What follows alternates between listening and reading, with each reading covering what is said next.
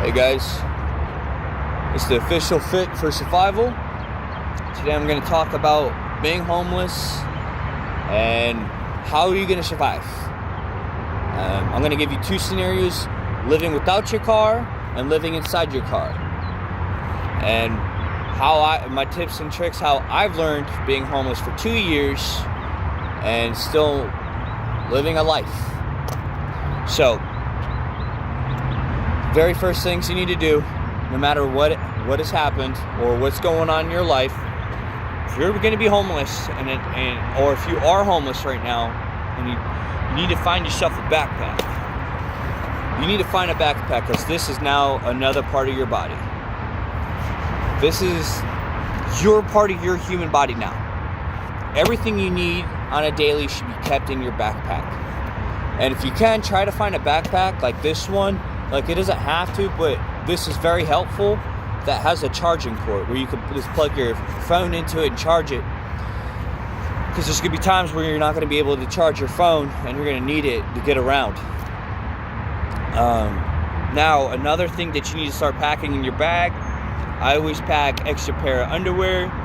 I can't tell you how many times I've went without bringing underwear, and you think it's a perfect sunny day and everything's going well, and then bam, the weather changes or something happens or a situation arises, and then your pants get soaked and your underwear gets soaked, and then now you're starting to chafe, and now you got another problem on your hand. Pack extra socks in your bag. You should always carry extra socks, extra underwear. Carry a travel bag with your toothbrush and that kind of stuff. You're also gonna need to bring a comb, shampoo, whatever. Just groom yourself. Your daily stuff that you need to survive, to look good, to be presentable. I've been homeless for 2 years. It's not easy at first. You'll get the hang of it. But the biggest thing that you want to do is, if you're going to be homeless and you're going to figure all this out, get yourself a backpack. You're going to want to wear something nice and loose and comfortable, because you're going to be walking around a lot. Like, I wear a hoodie and some pants that are pretty loose. You don't want anything too tight, because you'll realize when you're walking all the time, if you have to walk, if you don't have a car, you're going to start getting sweaty, you're going to start getting hot. So you want to find something loose so you don't start chafing and other things like that. Number two, if you should carry you should buy a gallon of water, or even if you have a water bottle, even better. Take those with you, because you're going to need to hydrate.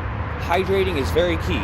You're going to be out in all the weather conditions. If it's cold, if it's hot, and during the cold times, drink lots of water, because it will keep you warm.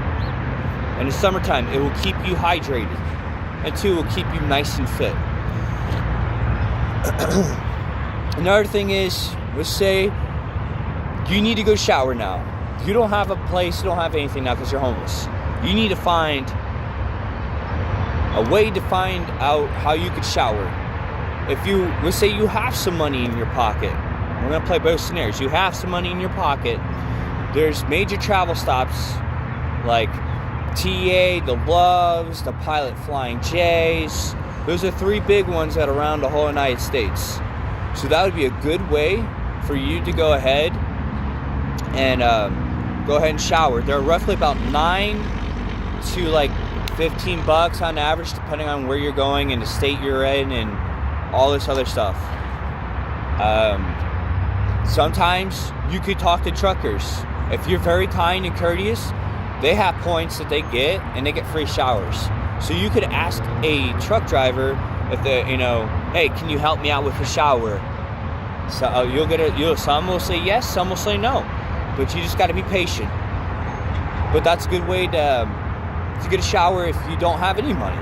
If you don't have any money and you can't go to a travel stop, there's not one remotely close to you.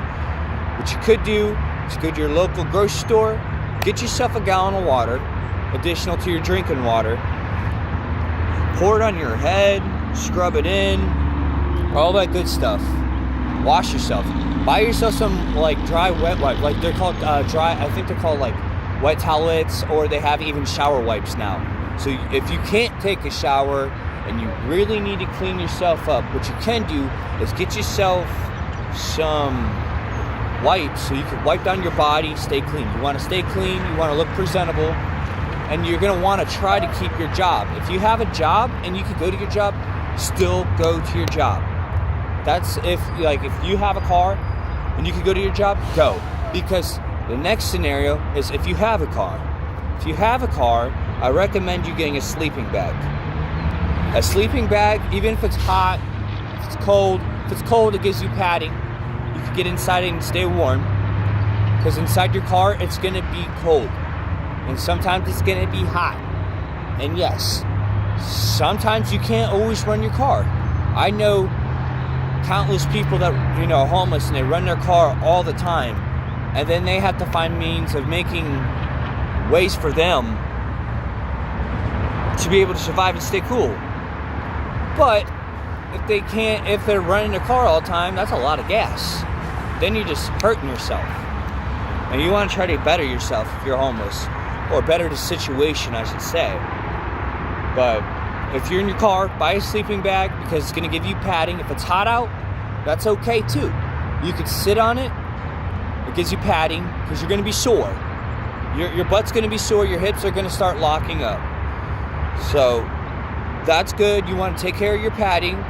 Buy some extra blankets, or if you don't have blankets, you can't afford them, you have extra t-shirts that you're probably not going to wear on a daily. Go ahead and put those in the inside of your window. Roll the window up. It gives you privacy. Get yourself a little shade, like a window shade, to keep the sun out. Because that's going to give you privacy and it's going to keep you cool. Because if you don't use that, the sun hitting the dash will heat your car up like a oven. So if you get one of those, put those in there, and then you go ahead and put the windows up with the t-shirts inside to give you privacy, you're all set at night. You're set throughout the day if you need to take a rest, because being homeless is exhausting. Another thing you need to do is, let's say you're in Florida or somewhere hot like that, and that would probably be the best place for you to be, but also the worst place to be when you're homeless. I've known hundreds of people in Florida that are homeless, but they can't, it's just hot. It's not fun. You're sweating all the time. Even if you're a native, you're still sweating. But it's also more benefit than not living on a beach or a place by there. And why I say this is, you need to shower.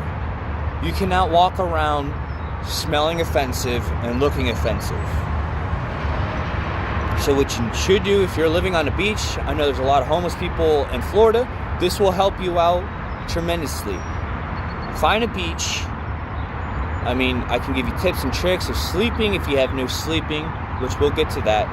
But if you need a shower, the little sand, rinse off stations where you get your feet and yourself, go ahead, take your travel bag, take your backpack with you, because this comes with you wherever you go. Take your shampoo, your conditioner, wash up.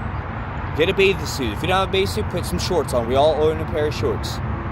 Get a pair of shorts, go out there, dry your, rinse off, scrub down, wash your hair, clean yourself up, and do it that way. That's a way for you to keep, showering. Another way is, if you don't have any money in your pocket and let's say you're in the city. I'm kind of in the city right now. Now, a good way to find out is you need to scout a location that is safe, but also you want to try to stay out of sight. Because there are good cops, there are bad cops, there are good people, there are bad people. You don't know which ones you might come across. So to find yourself somewhere where if it gets hot or it gets cold or it gets windy and you don't have much, that you can improvise a situation. Like find a corner. Like over here, this Golden Corral has been out of business for a while now. But like right there, and corners like that, sit in a corner. Like you always want to put yourself somewhere in a corner, even if it's for like short term. or you're not going to go to sleep, or you're just going to sit down and just rest your head, rest your eyes for a moment. Because it's tiring.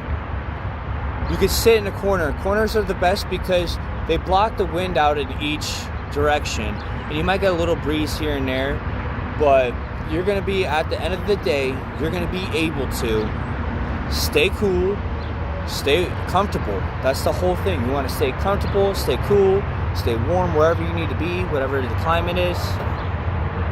Now, food, if you're homeless at this point, you should be applying for food stamps. There's no shame in it. If you can't afford it, or you don't have the paperwork for it, then that's okay. We'll get to that next. But if you do, and you're homeless, and you have some identification on you, apply for food stamps. And, it might take a few months to get in. It might take a few weeks. Usually it's a waiting period. But at least you could go to your major grocery stores and gas stations. Go ahead and get your food and drink. If you do get on it, it's called SNAP, aka food stamps. Take care of your food that way. Get yourself nourished. I can't tell you how smart it was for me to get on that when I was first homeless, because I was able to figure everything out, figure out how to ration myself and survive. Now I eat like 2 meals a day, and I'm pretty comfortable. Some days I go with 1 meal. You just gotta figure out what's appropriate. You gotta live in your means now. You don't have a house. You don't have anything. Let's see. I'm trying to think. Is there anything else I don't want to cover everything, but I'm trying to. This video here is just to help you guys. If you're homeless now, or you're about to be homeless, you just need to prepare. Oh yeah. Let's say you do have your car. One last thing before we end this video. I'm sorry it's so long, but if you have a car, buy an extra gas can, because you'll be running your car. I mean, I've done it hundreds of times, and it's unintentional, where you're running your car with the AC on, and you just want to take a nap for a moment, or you want to just shut your eyes, and you accidentally sleep too long, and you use more gas than you wanted to ration out. If you always carry an extra gas with you, it will help you. Always carry your med kit. You'll be all right. So just to review everything we talked about that you need to get yourself a backpack that's sustainable. Try to find one if you can that can charge, because you're not always going to have places where you could charge. And if you have no money, you're not going to be able to pay to be able to get into places and sit down and charge and eat or drink something. So get yourself a backpack. Always pack your extra pair of underwear, clothes, extra set of clothes, dry and warm.